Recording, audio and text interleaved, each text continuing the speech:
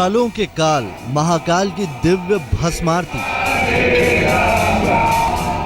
शमशान के देवता महाअघोरी भगवान शंकर की भस्मारती के लिए सारी दुनिया में मशहूर है उज्जैन का ये महाकाल मंदिर। हर सुबह महाकाल की ये भस्म आरती देखने के लिए रोजाना मंदिर में लगता है भक्तों का तांता। भगवान भोलेनाथ के महाकाल रूप में साज श्रृंगार और भस्म आरती की दिव्य छटा सारी दुनिया में निराली है। लेकिन सिंहस्थ महाकुंभ के दौरान महाकाल की इस भस्म आरती को लेकर खड़ा हो गया है सबसे बड़ा विवाद। सिंहस्थ महाकुंभ में उज्जैन पधारे तांत्रिक कापालिक बाबा ने इस बात पर सख्त ऐतराज जताया है कि महाकाल में भगवान शिव की आरती चिता की भस्म से न करके गाय के गोबर की राख से की जाती है। चिता भस्मालेपा, जिनके शरीर पर हमेशा चिता भस्म का लेपन रहता है, जो शमशान के वासी हैं,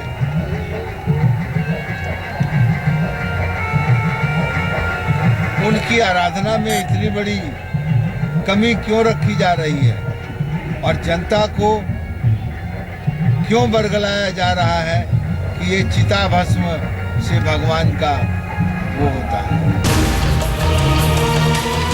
कापालिक बाबा ने सवाल खड़ा किया कि जिन भगवान शंकर को महाअघोरी शमशानवासी और शरीर पर चिता की भस्म मलने वाला माना जाता है, जिन भगवान शंकर के ऐसे ही रूप की स्थापना उज्जैन में भगवान महाकाल के रूप में की गई है, उसी महाकाल में भोलेनाथ की आरती चिता की भस्म से क्यों नहीं हो रही।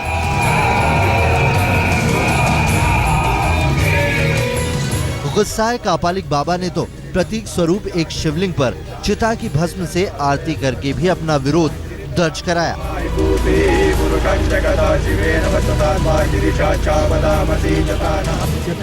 कापालिक बाबा का कहना है कि सारी दुनिया यही जानती है कि महाकाल में शिवलिंग पर मुर्दे की चिता से आई राख से ही आरती होती है।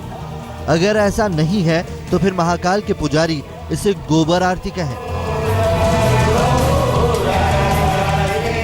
भस्म आरती पर सवाल खड़े हुए तो महाकाल मंदिर में भस्म आरती कराने वाले श्री पंचायती महानिर्वाणी अखाड़े के महंत प्रकाशपुरी महाराज ने भी कापालिक बाबा पर पलटवार किया। प्रकाशपुरी महाराज ने पूछा कि कापालिक बाबा बताएं कि खुद उन्होंने कब और कहां किसी शिवलिंग पर चिता की भस्म से आरती की है। कभी आज तक आपने कभी शंकर भगवान पर कहीं पर भी क्या भस्म चढ़ाई क्या? एक अफवाह उड़ा रहे फोकट की जो है ना, अपने आप को कपालिक कह रहा है। कपालिक जो कपाल करने वाला वो ऐसा कभी नहीं बोलता भी नहीं है। प्रकाशपुरी महाराज का कहना है कि महाकाल में भस्म आरती करने का हक सिर्फ श्री पंचायती महानिर्वाणी अखाड़े को ही है और उन्होंने हमेशा गोबर के उपले से ही भस्म आरती कराई है। इसीलिए कापालिक बाबा बेवजह विवाद खड़ा करने की कोशिश न करें। हालांकि प्रकाशपुरी महाराज ने यह भी कहा कि अगर प्रशासन चाहेगा तो वो चिता की भस्म से भी आरती कर सकते हैं। सरकार चाहे हम कर सकते, ऐसी कोई बात नहीं, लेकिन जो पहले से चला आ रहा है उसको उधेड़ना बुड़ना एक ये अफवाह है या एक ना समझी। महाकाल मंदिर में इसी भस्म आरती को देखने के लिए रोजाना भक्तों की भीड़ उमड़ती है, लेकिन कभी किसी भक्त ने भस्म के प्रकार या भस्म आरती को लेकर सवाल नहीं उठाए, न ही किसी की श्रद्धा में कोई कमी कभी सामने आई। लेकिन सिंहस्थ में आए कापालिक बाबा ने चिता की भस्म और गोबर की राख का सवाल उठाकर महाकाल की इस भव्य भस्म आरती को विवाद में तो ला ही दिया। संदीप कुलश्रेष्ठ, उज्जैन, आज तक। महाकाल के महास्वरूप और महाकाल की भस्म आरती को देखकर हर इंसान अभिभूत हो जाता है। दुनिया भर में ये मशहूर है, दूर दूर से लोग इसके दर्शन करने के लिए आते हैं। लेकिन मान्यता ये भी है कि महाकाल की भस्म आरती के दर्शन जो करते हैं उनकी कभी अकाल मृत्यु नहीं होती। तो कैसे होती है भस्म आरती और क्या कहते हैं इसके नियम, आइए आपको दिखाते हैं।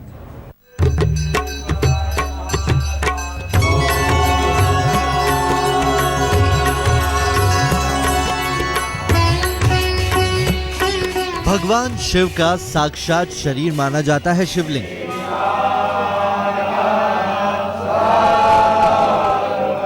शिवलिंग पर भस्म चढ़ाने का अर्थ है सिर से पांव तक भगवान शंकर को भस्म से स्नान कराना। उनके शरीर पर भस्म का लेप करना। भगवान शंकर का एक अघोरी स्वरूप है उज्जैन का ये महाकाल मंदिर। 12 ज्योतिर्लिंग में से एक उज्जैन स्थित महाकालेश्वर मंदिर में प्रतिदिन विशेष रूप से भस्म आरती की जाती है।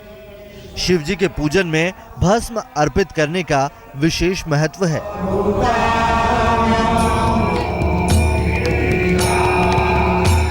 भस्म आरती एक रहस्यमयी, अस्वाभाविक और असामान्य अनुष्ठान है।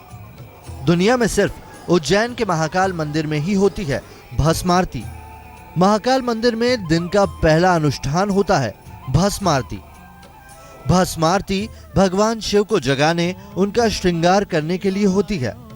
महाकाल में रोजाना सुबह 4 बजे होती है भस्म आरती। सुबह तड़के 4 बजे शुरू होती है महाकाल की भस्म आरती। इसके लिए पहली शर्त है पूरी शुद्धता के साथ स्नान और भगवान भोले का ध्यान। भस्म आरती के लिए कपड़ों की भी एक अहम शर्त है। कमर के नीचे सिर्फ एक धोती पहनकर ही की जाती है भस्म आरती। कमर के नीचे एक धोती के सिवा शरीर पर कोई कपड़ा नहीं होता। एक साफ कपड़े में राख भरकर उसे मंत्रोच्चार के साथ भगवान के शिवलिंग पर अर्पित किया जाता है। तकरीबन 20 मिनट तक ये भस्म आरती चलती है। ऐसा माना जाता है कि भस्म आरती से भगवान शिव का जागरण होता है। भस्म आरती के दौरान जब ज्योतिर्लिंग पर भस्म न्यौछावर की जाती है, उस दृश्य को देखना महिलाओं के लिए वर्जित है। इसीलिए उस समय कुछ मिनटों के लिए महिलाओं को घूंघट करना अनिवार्य होता है।